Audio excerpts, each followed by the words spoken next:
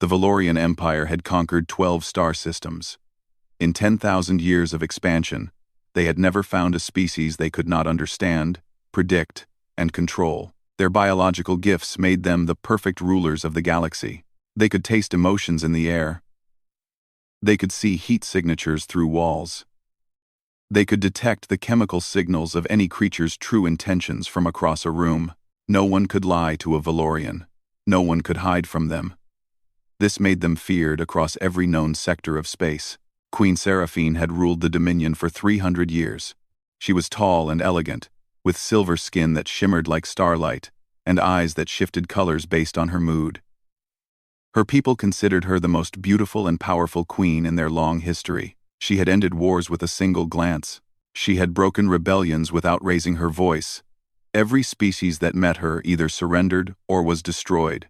Today, she sat upon her crystalline throne in the great hall of her palace. Hundreds of Valorian nobles filled the chamber, their whispers creating a soft hum in the air.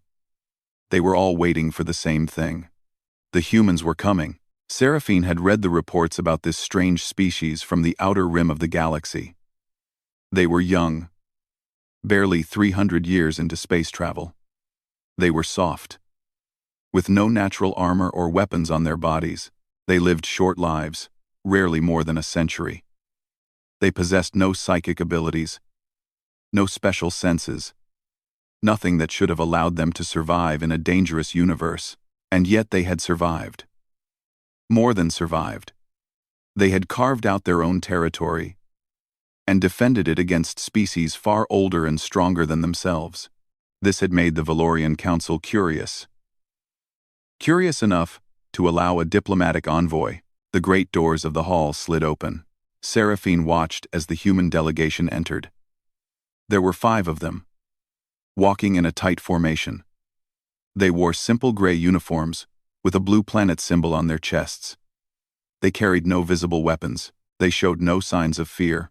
At the front of the group walked their leader. The reports identified him as Commander Marcus Cole, Chief Diplomatic Officer of the United Earth Council. He was average in height, with dark hair cut short and a face that showed the early signs of aging. By Valorian standards, he was completely unremarkable. The nobles around the throne whispered and laughed quietly. These were the beings who had caused such interest? These fragile creatures with their dull senses and limited lifespans? Seraphine raised one hand, and the hall fell silent. Marcus Cole stopped at the proper distance from the throne and performed a respectful bow. His movements were practiced and precise.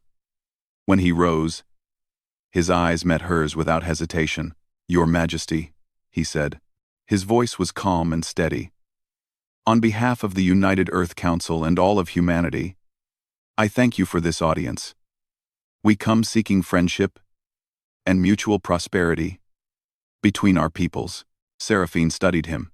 She reached out with her senses, preparing to read him as she had read thousands of beings before. His emotional signature would tell her everything: his fears, his hidden plans, his weaknesses. This was the Valorian advantage. This was why they always won. The atmospheric recyclers hummed softly, circulating the air through the great chamber. A gentle current carried the scent of the human delegation toward the throne. Marcus Cole's scent reached Queen Seraphine. She stopped breathing. Something was wrong. Something was very, very wrong. Every species in the galaxy had a distinct emotional signature. Fear smelled one way, confidence smelled another. Aggression, submission, deception, honesty, each had its own clear chemical marker. Valorians had evolved to read these signals like humans read words on a page, but Marcus Cole's scent was not a word. It was not even a sentence. It was a storm. Seraphine detected fear and courage existing in the same breath. She sensed aggression wrapped around a core of deep empathy. Exhaustion mixed with fierce determination, caution and boldness, doubt and certainty, vulnerability and strength, all radiating from one being simultaneously. This was impossible. No creature should be able to feel so many contradictory things at once. It broke every rule of biology she knew. Her brain tried to process the input. Her 3 hearts, which had beaten in perfect rhythm for 3 centuries, suddenly stuttered. Her carefully controlled body temperature spiked. Her hands, resting on the arms of her throne, began to tremble. She gripped the crystal tightly, trying to steady herself. But the scent kept coming. The storm kept building. Her senses, designed to give her perfect understanding, were overwhelmed by data they could not organize. And beneath the confusion, something else was happening. Something deep in her genetic memory was waking up. An ancient response that her species had not felt in millennia, a recognition of something rare and precious. Complexity. Contradiction. Depth. A worthy equal. The nobles noticed their queen's reaction. Whispers spread through the hall like fire. Queen Seraphine, who had never shown weakness, who had faced down war fleets without blinking, was visibly affected by the presence of these primitive humans. Marcus Cole noticed too. His eyes narrowed slightly. His head tilted a fraction to one side. He was watching her with an intensity that should not have been possible for a species with such dull senses. He saw something. He understood something. This made it worse. "Your Majesty?" one of her advisors said quietly. "Are you well?" Seraphine forced herself to breathe. She released her grip on the throne, hoping no one had noticed the cracks her fingers had left in the crystal. "I am well," she said. Her voice was steady, but it cost her great effort. "The journey from Earth is long. The human delegation must be tired. We will provide quarters for rest. Formal negotiations will begin tomorrow." She stood, and the court rose with her. Tradition demanded she leave first. She walked toward the private exit behind her throne, keeping her pace slow and dignified. She did not look back at Marcus Cole. She could not look back, because if she did not know what her body would do. She did not know what ancient instinct would surface next. She did not know what this impossible human had awakened inside her. The doors closed behind her. Only then, alone in the corridor, did Queen Seraphine allow herself to lean against the wall. Her hearts were still beating wrong. Her skin was flushed with colors that betrayed emotions she could not name. "What is this?" she whispered to herself. "What is this species?" And in the great hall, Commander Marcus Cole watched the doors where the queen had disappeared. A small smile crossed his face. "Interesting," he murmured. His team looked at him with questions in their eyes. Marcus just shook his head. "Later. For now, let's see what kind of quarters they give us." Something tells me this mission just became much more complicated. He was right. But neither he nor Queen Seraphine understood yet just how complicated things were about to become. Queen Seraphine did not sleep that night. She stood at the window of her private chambers, staring at the 3 moons of her homeworld. Their silver light washed over her skin, but she found no peace in their familiar glow. Her heart still beat in that strange, uneven rhythm. Her body still felt like it belonged to someone else. 300 years she had lived. 300 years of perfect control. And one human had shattered it in seconds. She clenched her fists. This was unacceptable. There had to be an explanation. Some trick, some weapon, some technology the humans had used against her. She refused to believe that her own biology had betrayed her. When the first sun rose, she summoned Counselor Viren. Viren was old, even by Valorian standards. He had served 3 queens before Seraphine. His silver skin had faded to pale gray, and his eyes had lost their color-shifting ability long ago. But his mind remained sharp. He was the Empire's greatest scientist and Seraphine's most trusted advisor. He entered her chambers with slow, careful steps and bowed deeply. "You sent for me, Your Majesty." "Close the door," Seraphine said. "What I am about to tell you does not leave this room." Viren closed the door and turned to face her. His expression remained calm, but she could smell his curiosity. "Yesterday," Seraphine began, "when the human delegation entered the Great Hall, I experienced something unusual." She described what had happened. The storm of contradictory signals, the overwhelming sensory input, the strange reaction of her hearts, the trembling she could not control. Viren listened without interruption. When she finished, his old face showed something rare surprise. "You experienced all of this from their scent alone?" he asked. From one of them, Seraphine corrected. Their leader, Marcus Cole. Viren was quiet for a long moment. Then he said, I must run tests on the atmospheric data from the Great Hall, on your biological readings, perhaps on the human himself, if he consents. Do it, Seraphine commanded. Find me answers. Find me a weapon I can defend against. Viren bowed and left. The hours passed slowly. Seraphine tried to focus on matters of state, but her mind kept returning to the human, to his calm eyes, to his impossible scent, to the way he had looked at her not with fear or worship like other species, but with something that almost seemed like understanding. She hated it. Late in the afternoon, Viren returned. His arms were full of data tablets, and his expression was troubled. Well? Seraphine demanded. Viren set down the tablets and took a deep breath. Your Majesty, I have good news and bad news. The good news is that the humans did not use any weapon against you. There is no technology, no chemical agent, no deliberate attack. Seraphine felt a small wave of relief. And the bad news? The bad news is that the reaction you experienced is entirely natural. It comes from human biology itself. He activated a holographic display. Complex chemical formulas floated in the air. Every species we have encountered, Viren explained, emits pheromones that correspond to their emotional state. One emotion produces one chemical signature. This is universal across the galaxy.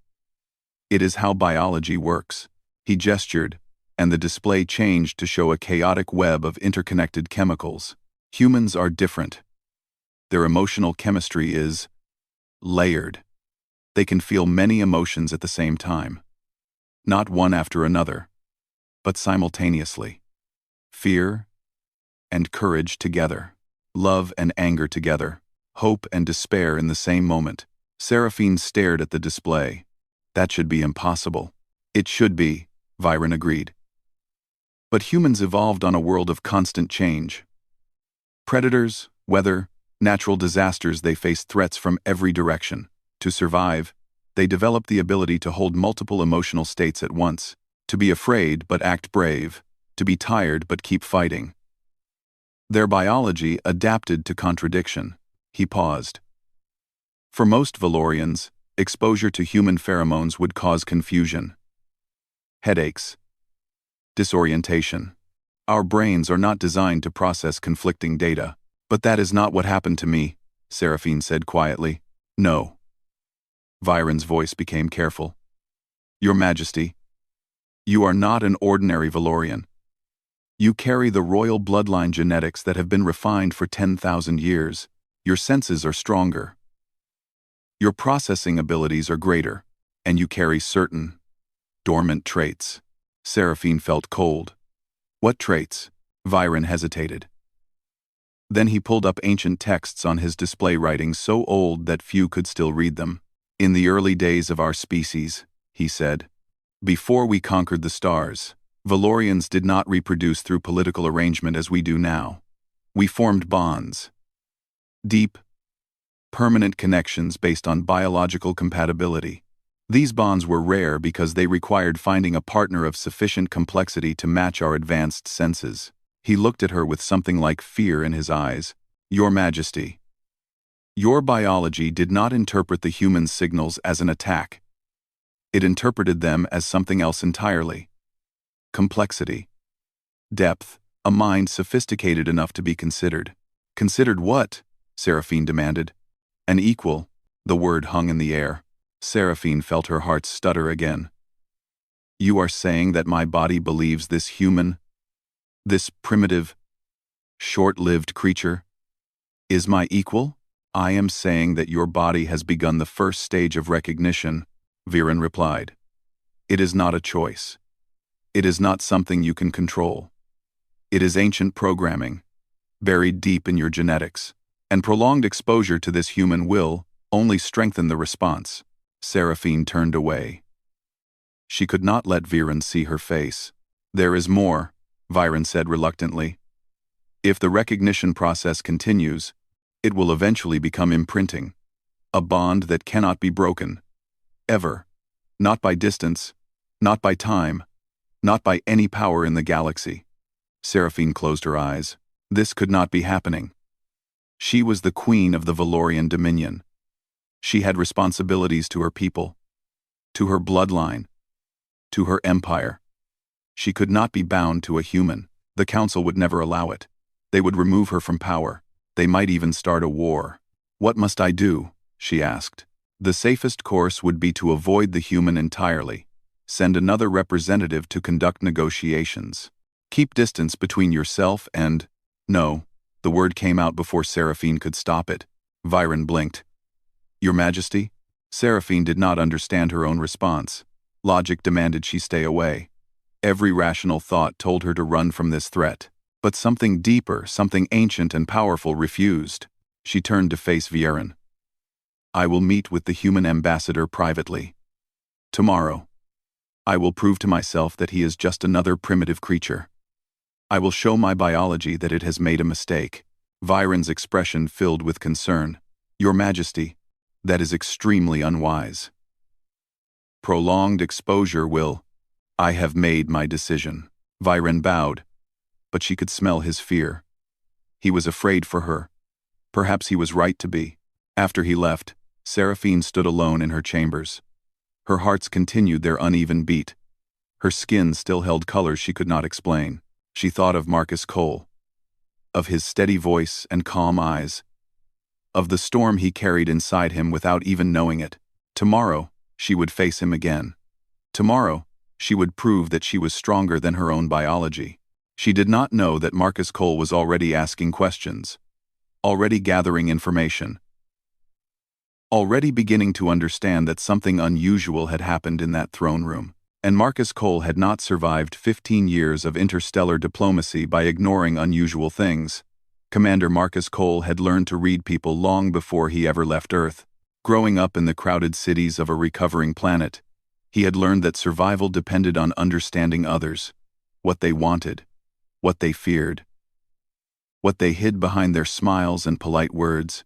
This skill had saved his life many times during first contact with the aggressive Thornax, during the shipwreck in uncharted space, during the political games of Earth's United Council. Now, standing in the guest quarters of the Valorian Palace, he applied this skill to a new puzzle. Something was wrong with the Queen. He had watched her carefully during the audience. He had seen the way her hands gripped the throne. He had noticed the slight trembling she tried to hide. He had observed how quickly she ended the meeting and how she avoided looking at him as she left. Queens did not behave this way. Not queens who had ruled for 3 centuries and conquered 12 star systems. You saw it too, said Lieutenant Chen, his second in command. She was a small woman with sharp eyes and sharper instincts. I saw it, Marcus confirmed. The question is what it means. Could be a trap, suggested Sergeant Williams, the team security officer. Make us think she's weak. Then strike when we lower our guard. Marcus shook his head. The Valorians don't use deception. Their whole advantage is reading others perfectly. They've never needed to lie. Then what? Chen asked. Marcus stared out the window at the alien city below. Towers of crystal and light stretched toward the sky. Ships moved between them like fish swimming through water. It was beautiful in a cold, perfect way. I don't know yet, he admitted, but I intend to find out. The next morning, a palace servant delivered a message. Queen Seraphine requested a private meeting with Commander Cole. No aides, no guards. Just the 2 of them. Williams immediately objected. Absolutely not. It could be an assassination attempt. If they wanted me dead, they wouldn't need tricks, Marcus replied. They have enough firepower to destroy our entire fleet. Then what do they want? Marcus picked up the message and read it again. The words were formal, but something about them felt different. Almost uncertain. Only one way to find out, he said. 2 hours later, Marcus followed a silent servant through the palace. They walked through corridors of crystal that sang softly as air moved through them. They passed gardens where plants glowed with inner light. Everything was beautiful. Everything was controlled. Finally, they reached a door carved with symbols Marcus did not recognize. The Queen awaits, the servant said, then disappeared. Marcus took a breath and entered. The chamber was smaller than he expected. It was a garden room, filled with alien flowers that released gentle perfume into the air. Sunlight streamed through a glass ceiling. A small fountain made quiet music in the corner. Queen Seraphine stood by the fountain. She was even more striking than he remembered. Her silver skin caught the light like a mirror. Her eyes, which had been cold purple in the throne room, now shifted through shades of blue and green. She wore simpler clothes today, a flowing gown of white that moved like water around her tall form. But Marcus noticed other things too. The tension in her shoulders, the way her fingers kept touching the fountain's edge, the careful distance she maintained from him. "Commander Cole," she said. Her voice was calm, but it cost her effort. "Thank you for coming." "Your Majesty," Marcus bowed respectfully. "Thank you for the invitation. Though I admit, I'm curious about its purpose." Seraphine gestured to a seating area near the flowers. "Please, sit." They sat across from each other. The distance between them was proper and formal, but Marcus could feel something in the air. An electricity. A tension that had nothing to do with politics. "I will be direct," Seraphine said. "During our first meeting, I experienced something unusual. I am trying to understand it." Marcus leaned forward slightly. "What kind of unusual?" Seraphine hesitated. For a queen who had never shown weakness, this moment of uncertainty was almost shocking. "Your species is different," she finally said. "Your emotional signatures are not like other beings. They are complex, contradictory. My senses are designed to read others clearly, but you are not clear. You are a storm." Marcus considered this. "And that bothers you?" "It should not affect me at all," Seraphine replied. "And yet it does." There was silence between them. The fountain continued its quiet song. The flowers released their gentle scent. Then Marcus did something unexpected. He laughed. Not a mocking laugh, not a political laugh, a genuine, warm sound that filled the chamber. Seraphine stiffened. "You find this amusing?" "No," Marcus said, still smiling. "I find it fascinating, Your Majesty. Every species we've encountered has tried to figure humans out. They scan us, study us, dissect our psychology. They all come to the same conclusion: we don't make sense." He leaned back in his chair, completely relaxed. "But here's the thing.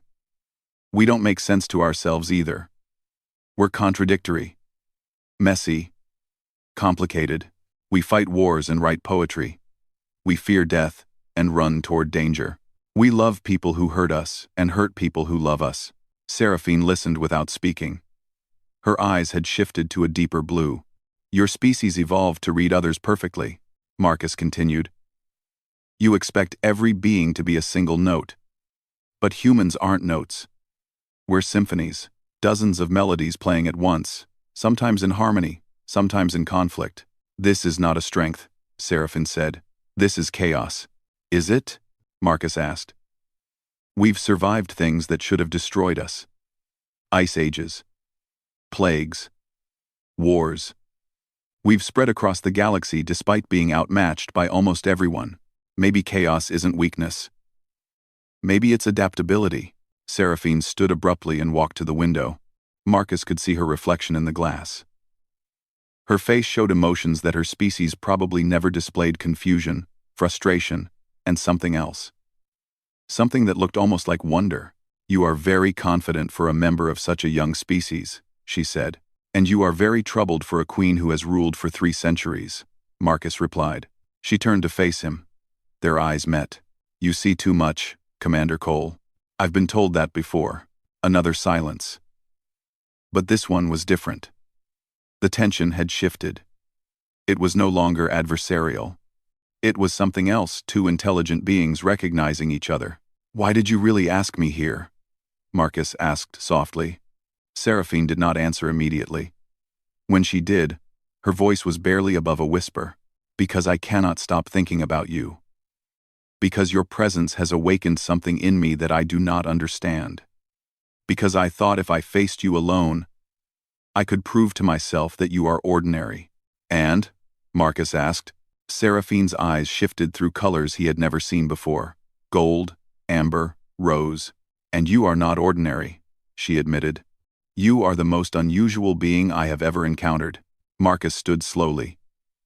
He took a step toward her. Then another. Seraphine did not move. She did not retreat.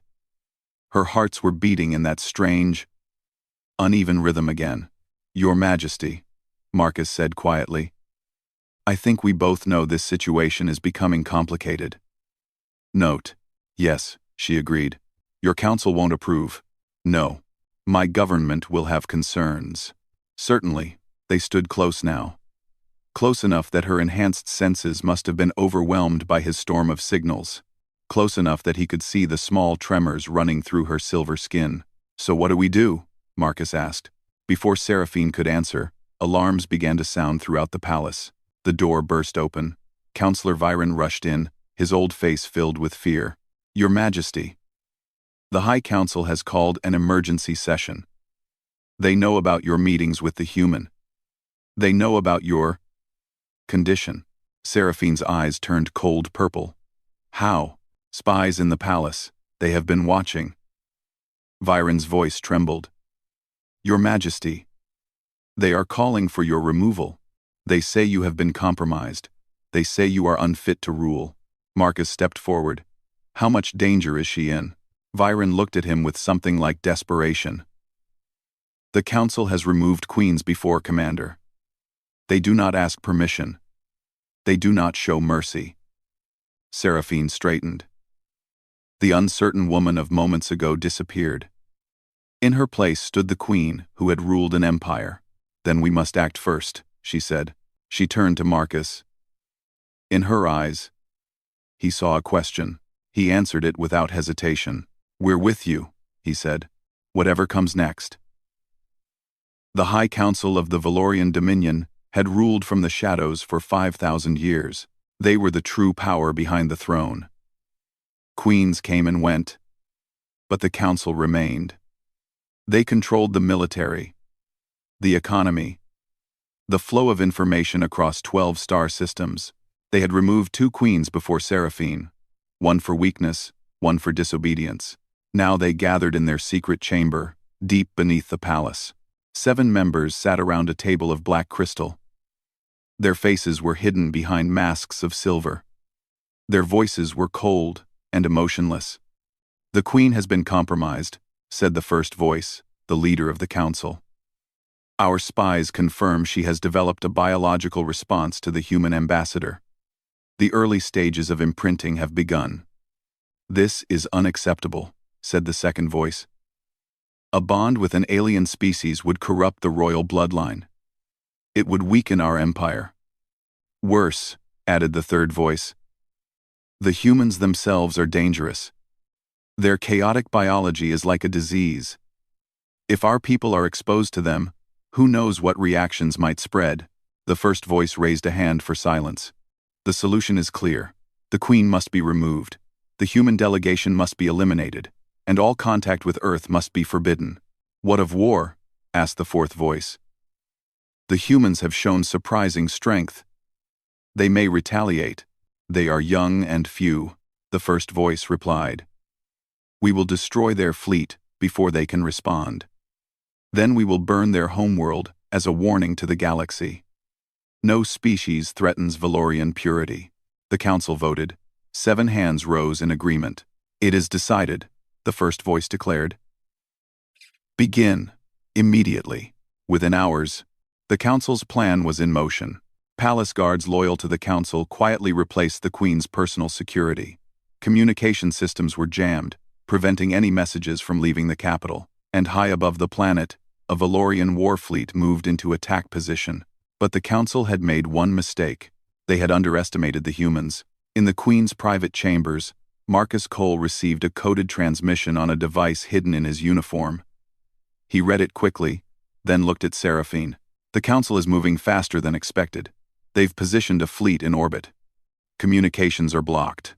Seraphine's expression remained calm, but her eyes had turned steel gray. They mean to kill us all. That's their plan, Marcus agreed.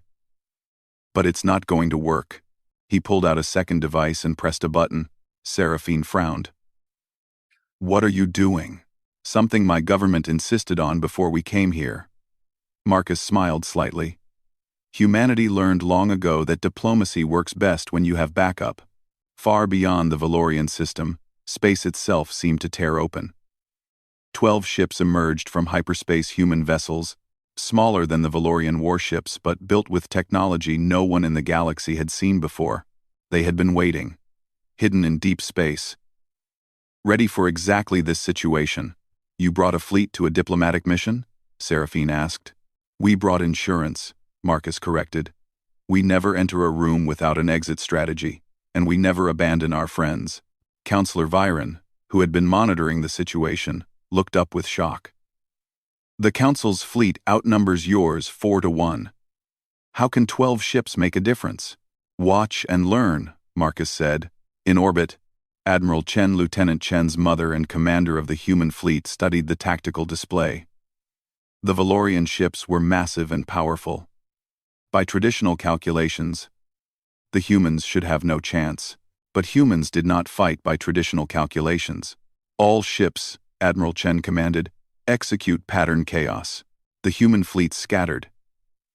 Instead of forming battle lines like every other species in the galaxy, they spread out in seemingly random directions. They moved in unpredictable patterns, changing speed and direction constantly. The Valorian commanders were confused.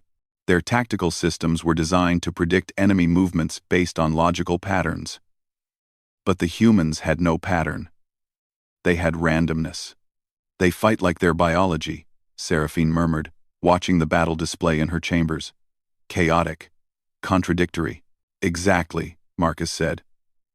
Your people expect order. We give them chaos. Your sensors expect single intentions. We broadcast conflicting signals. Your tactics expect predictable responses. We do the unexpected. On the display, the human ships began their attack. They did not target the Valorian vessels directly. Instead, they aimed for sensor arrays, communication nodes, engine systems. They did not try to destroy, they tried to disable and confuse. And they succeeded. The Valorian fleet fell into disarray. Ships that could not communicate began making independent decisions. Ships that could not see clearly fired at shadows. The perfect coordination that made Valorian forces deadly collapsed into confusion. But Marcus knew this advantage would not last forever. Eventually, the Valorians would adapt. They needed something more. Your Majesty, he said. It's time. Seraphine understood. She walked to her communication console. Viren, she commanded. Can you break through the jamming? The old counselor worked frantically at his devices. I can create a small window. 30 seconds at most. That is enough. Seraphine stood before the console. When Viren nodded, she began to speak. Her voice was broadcast across the entire Dominion, every ship, every planet, every station. My people, she said. This is your queen. The High Council has declared me unfit to rule because I have shown interest in understanding a new species. They call this weakness. They call this corruption. But I call it evolution. She paused, letting her words reach every corner of the empire. For 10,000 years, we have believed that purity is strength, that isolation is safety, that anything different must be conquered or destroyed. But look at where this belief has brought us. We rule through fear, we grow through violence, and we have stopped changing. Her eyes shifted to gold, the color of truth among her people. The humans are different. They are contradictory and chaotic and strange. But they are also adaptable. They grow. They learn. They form connections across species lines. They do not see difference as threat. They see it as opportunity. She straightened to her full height. I am still your queen. And I choose a new path. Not conquest, but partnership. Not isolation, but connection. Not stagnation, but growth.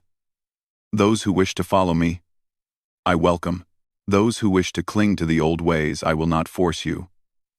But I will not let the Council destroy our future, because they fear change. The transmission ended. Silence fell over the Empire. Then, slowly, something began to happen.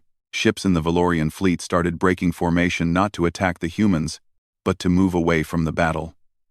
They were refusing to fight for the Council. On planets across the Dominion, citizens gathered in public squares. They had heard their queen. They had heard a message that spoke to something they had secretly felt for centuries, a weariness of endless war, a desire for something new. Young Valorians especially responded. They had grown up with stories of their ancestors' glorious conquests, but they had also grown up bored. Nothing ever changed. Nothing ever surprised. The universe was predictable and controlled, until the humans came. In the Council's secret chamber, the first voice watched the reports with growing horror. Half the fleet had abandoned them. Protests were spreading across 3 planets. The Queen's message was being shared and repeated everywhere. How is this possible? The second voice demanded. We control everything. We controlled fear. The first voice replied grimly. We never controlled hope. More human ships arrived through hyperspace. Not warships this time. Diplomatic vessels, science ships, trading craft. They came in response to a signal Marcus had sent before the battle began. Humanity was making a statement. They were not here to conquer. They were here to connect.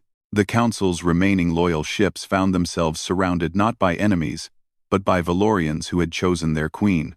It is over, Viren said softly, watching the display. Seraphine turned to Marcus.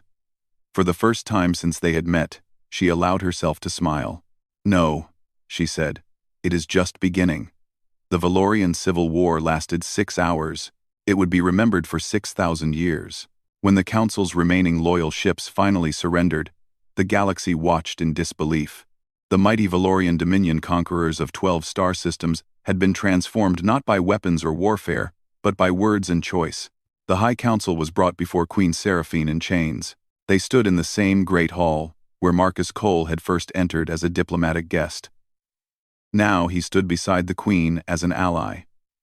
The nobles who had laughed at his species watched in silence. Everything had changed. The first voice, his mask removed, revealed an ancient Valorian with bitter eyes. You have destroyed everything we built, he said to Seraphine. 10,000 years of purity. 10,000 years of strength. Gone because you could not control your biological urges. Seraphine looked at him calmly. Her eyes were steady gold, the color of truth and conviction. I have destroyed nothing, she replied. I have opened a door. What our people choose to do with that opening is their decision. The humans will corrupt us, the second voice spat. Their chaos will spread. Within a generation, we will be unrecognizable. Marcus stepped forward. The council members looked at him with hatred, but also with something else, fear. Change is not corruption, Marcus said. Growth is not weakness. Your empire conquered 12 systems, but you stopped there. Do you know why? Because you had no reason to go further. No curiosity, no drive. You were perfect, and perfection does not move. He gestured toward the windows, where the lights of the capital city glowed. Humanity has existed for a fraction of your history, but we have never stopped moving, never stopped reaching. Not because we are strong, but because we are incomplete. We know we are flawed, so we keep trying to be better. The first voice laughed bitterly. And this is what you offer us? Imperfection? I offer you possibility, Marcus replied. The chance to become something new. Something even you cannot predict. Seraphine raised her hand for silence. The council's crimes are clear, she announced. You attempted to remove your queen. You tried to start a war. You would have killed innocent diplomats and destroyed a peaceful species. The council members stiffened, expecting execution. But I will not kill you, Seraphine continued. That is the old way. The way of fear and control. Instead, you will be exiled. You will live on the outer moon of Valoris Prime, where you can watch as the empire you tried to preserve transforms into something greater. The council was led away. As they passed Marcus, the first voice paused. You have won nothing, human. The bond between your species and ours will fade. Your short lives will end, while she lives for centuries more. Time will prove us right. Marcus smiled. Maybe. Or maybe you'll watch from your moon as everything you believed is proven wrong. Either way, I won't waste time worrying about it. The guards took the council away. In the weeks that followed, the galaxy transformed. The alliance between humanity and the Valorian Dominion was formalized not as a treaty of convenience, but as a partnership of equals. Human ambassadors traveled to every Valorian world. Valorian observers journeyed to Earth. Both species began to change. Valorians discovered the joy of unpredictability. They learned human music, which broke all their rules of mathematical harmony. They read human literature, filled with contradictory characters and unresolved endings. They tasted human food, chaotic combinations of flavors that should not have worked together but somehow did. And slowly, carefully, they began to feel things they had suppressed for millennia. Humans, in turn, learned from Valorian wisdom. Their advanced science helped cure diseases that had plagued Earth for centuries. Their understanding of emotions helped humans develop better methods of communication and conflict resolution. Their art, perfect and beautiful, inspired human artists to reach for new heights. Neither species conquered the other. Neither species lost its identity. Instead, they grew together. Two melodies joining into a harmony neither could have created alone. 1 year after the Civil War, Queen Seraphine stood on the balcony of her palace. The capital city spread below her, glowing with lights of silver and gold. But now, among the Valorian towers, she could see new structures, buildings designed by human architects. Colorful and asymmetrical and alive. Marcus Cole stood beside her. Their relationship had become something neither species had words for. It was not romance as humans understood it, physical and passionate. It was not imprinting as Valorians experienced it, biological and absolute. It was something new. A connection that existed because two very different beings had chosen to understand each other. Your counselors still disapprove, Marcus said. They think you spend too much time with me. My counselors will adapt, Seraphine replied. As will your government officials, who send weekly reports questioning your judgment. Marcus laughed. They're just worried I've gone native. Have you? He considered the question. I've changed. But I'm still human. Still chaotic. Still contradictory. Good, Seraphine said. I have grown rather fond of your chaos. She turned to face him fully. In the moonlight, her silver skin seemed to glow from within. Her eyes shifted through colors: blue, green, gold, and something new. A shade of warm amber that only appeared when she looked at him. You know, she said, my people are still debating what to call this. This connection between us. Some say it is friendship. Some say it is alliance. Some say it is something that should not exist. What do you call it? Marcus asked. Seraphine was quiet for a moment. When she spoke, her voice was soft. I call it hope. Marcus smiled. I like that. They stood together in comfortable silence, watching the moons rise over the changed city. Across the galaxy, other species watched the Valorian transformation with fascination. Some were frightened. The Valorians had been predictable enemies, powerful but understandable. This new alliance with humanity made them unpredictable, dangerous in ways that could not be calculated. Some were intrigued. If the proud Valorians could change, could form bonds with a species so different from themselves, what did that mean for the rest of the galaxy? What possibilities existed that no one had considered? And some, the young, the curious, the dreamers, felt something they had not felt in centuries. Hope. On a dozen worlds, beings who had accepted the universe as fixed and unchangeable began to wonder. They looked at the humans, short-lived, soft-bodied, impossibly contradictory, and asked themselves a question. If these strange creatures could walk into the heart of an empire and change it without firing a shot, What else might be possible? In her private chambers, Seraphine kept a small object on her desk. It was a gift from Marcus, a simple wooden box from Earth, hand-carved with images of trees and mountains. It was imperfect. The lines were not quite straight. The images were not quite symmetrical. It was the most beautiful thing she had ever owned. Whenever her duties overwhelmed her, whenever the challenges of building a new kind of empire seemed too great, she would look at that box. She would remember the human who had given it to her. She would remember the storm she had sensed in him, fear and courage, doubt and determination, vulnerability and strength.